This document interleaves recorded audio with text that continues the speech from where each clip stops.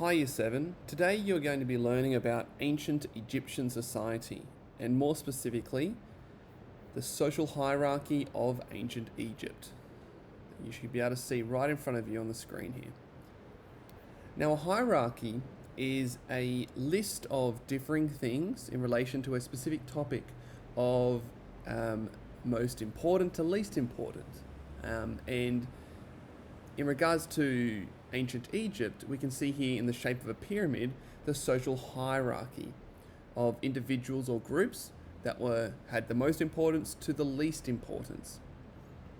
It's very important, though, that we understand that just because a group is at the bottom of the hierarchy, meaning that they were seen as the least important, it doesn't mean that they didn't have an important role in society. And that's something we really need to understand and needs to be made explicitly clear. That the farmers and the slaves who are at the bottom of the social hierarchy are seen as very unimportant. They don't have much significance in the role of ancient Egypt. But in reality, they play a crucial role. And they are ironically holding up the whole hierarchy of ancient Egypt. Now, at the top of the social hierarchy is the Pharaoh.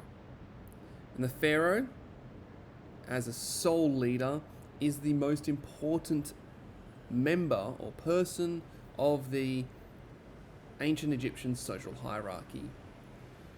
Now, the Pharaoh had a very big job. He was seen as a divine being. In ancient Egypt, he was revered as a god.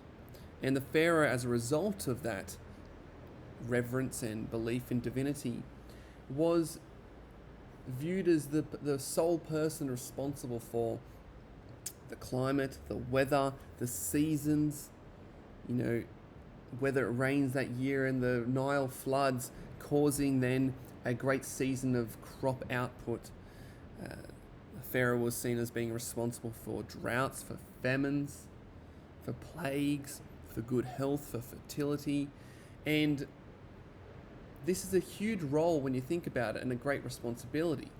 And on one hand, the Pharaoh was treated with the utmost significance and reverence, had access to anything the Pharaoh wanted, but at the same time, the Pharaoh was expected to provide certain conditions for the ancient Egyptian people. Underneath the Pharaoh, on the second rung of the social hierarchy, is the Vizier. And the Vizier is considered the highest official of ancient Egypt in regards to, let's say, with the governance or the running of ancient Egyptian society. The Vizier was the official, the highest advisor to the Pharaoh, but also the running of the everyday activities of the ancient Egyptian kingdom. A very important role because the Vizier had to be seen as level-headed, calm and collected, someone who made good decisions for the kingdom, but also had to do that following the orders of the Pharaoh, but also making the best decisions for the kingdom. A very important job as well. Underneath the Vizier were the nobles and the priests. And the nobles on the left-hand side of the hierarchy, the pyramid, in the third rung, they were members of families that were wealthy and that had been in the upper echelons of society for a number of generations. They were important people in the hierarchy, but they were there because of the families they were born into. And on the right we have the priests, who, led by the high priest, were a group of people that maintained the religious practices of ancient Egypt, which were seen as really, really important. Firstly, the Pharaoh was viewed as a god, but they had a range of gods in ancient Egypt, and this is known as polytheism. Poly meaning many, and theism meaning god. So many gods is what the ancient Egyptian religion believed in, and all of these gods had different attributes or were linked to different things in the environment, such as whether it's about fertility, whether it's about sun, whether it's about rain. And these priests played a role in looking after the temples in relation to specific gods, making sure offerings were seen to, religious festivals were upheld, so that the gods were always happy. And in turn, The gods then would make sure that the seasonal changes happened, that the ancient Egyptians had the right amount of rain and sun, so they had a good crop output, that there were no famines, and so forth. Following that, on the fourth rung of the social hierarchy of ancient Egypt are the scribes and soldiers.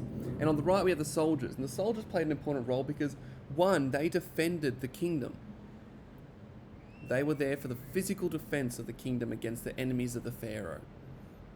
But also, once the ancient Egyptian kingdom got stronger and the soldiers became better adjusted to their role, the Pharaoh also used the soldiers in his army to be able to go beyond the ancient Egyptian kingdom and actually create an empire, spread the influence of the Pharaoh all the way east to the Sinai Peninsula, Palestine and Israel, that area is known today, but also south down to what we now know as Sudan in Africa.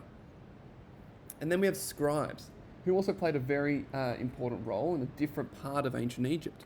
They were the people who were literate and could write, and they wrote in hieroglyphics. So everything we know today about ancient Egypt has come from not just the physical artifacts and ruins of ancient Egypt, but also what the scribes wrote in their hieroglyphics. They are considered the ancient Egyptian historians who recorded the acts of the Pharaoh, the acts of ancient Egypt. A very important role. On the second bottom rung of the hierarchy, we have craftsmen. And they were people who were engaged in handiwork and craftsmanship, from simple things that used at home to the building of homes, all the way to assisting and playing a role in the development of huge structures such as the ancient pyramids. A very important role, but although it was a very important role, they weren't seen as very important in regards to the top four rungs. And last, but never least, they actually had the largest population out of all of ancient Egypt, were the farmers and the slaves.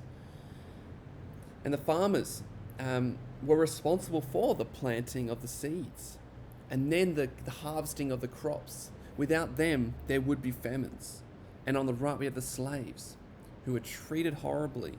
There were thousands of them in ancient Egypt, but they were essentially the foundation of the functioning of the ancient Egyptian kingdom. Without them, they wouldn't have been able to build the pyramids. They wouldn't have been able to build the Sphinx. The Pharaoh and the nobility would not have been able to function the way they did without the bottom rungs of the social hierarchy. So as you can see here, guys, it's a really complex system where there's a lot of different people interacting to create the social hierarchy of ancient Egypt. Now, what you are to do with this information, plus some other research that I'll show you where you can access that, you are to firstly watch this YouTube video on ancient Egypt, the social structure of ancient Egypt.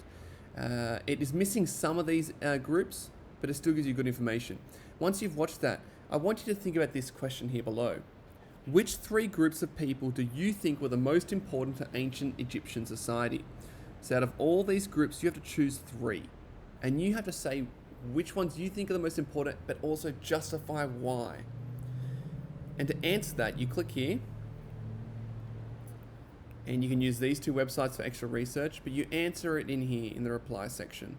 Three groups that you think were the most important in ancient Egypt, and you got to say why, and then answer the question there. Well, I hope that I wish you best of luck to getting this done, and I hope that you get the best chance to do this well. But if you do have any confusion around the questions, please feel free to email me, and I'll help you where I can. Thanks.